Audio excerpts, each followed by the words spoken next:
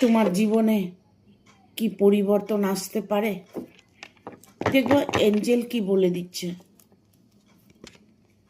Angel বলছে wait, তোমার সময়টা হয়তো এই মুহূর্তে একটা প্রবলেমের মধ্যে দিয়ে যাচ্ছে।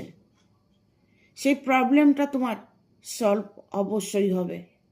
তার জন্য তোমাকে ধৈর্য ধরতে হবে, অপেক্ষা করতে হবে। এঞ্জেল তোমার পাশে আছে। এঞ্জেলকে স্মরণ করতে পারো, ইভেন এঞ্জেল তোমাকে হেল্প করবে। ইয়েস, এঞ্জেল তোমার পাশে আছে। এঞ্জেল বলছে আমি সর্বদা তোমার পাশে আছি। তুমি হেল্প চাইতে পারো। তুমি এঞ্জেলের কাছে হেল্প চাইলে তোমাকে হেল্প করবে। তুমি যে প্রবলেমেই ফেসে থাকো না কেন, সেখান থেকে তুমি বেরিয়ে আসতে পারবে। এঞ্জেল বলছে ইয়েস, এটাই সত্যি।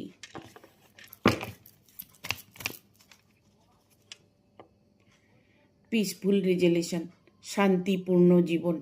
তুমি এটাই চাইছো যে তোমার জীবনে যেন শান্তি আসে, শান্তিপূর্ণ যেন জীবনযাপন করো। তার জন্য তোমাকে নিজেকেই শুধরাতে হবে, নিজেকে পাল্টাতে হবে। নিজের মধ্যে ঈশ্বরের একটা আশীর্বাদ আছে, সেটা ফিল করতে হবে। তবে তুমি তোমার জীবনে শান্তি অবশ্যই পাবে।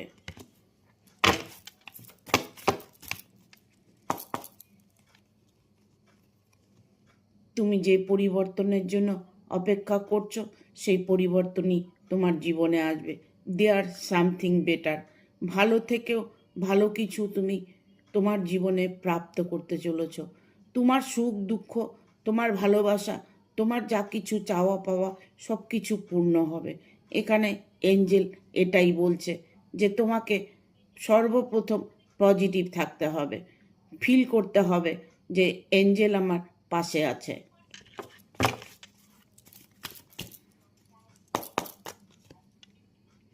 রিকনসিডার।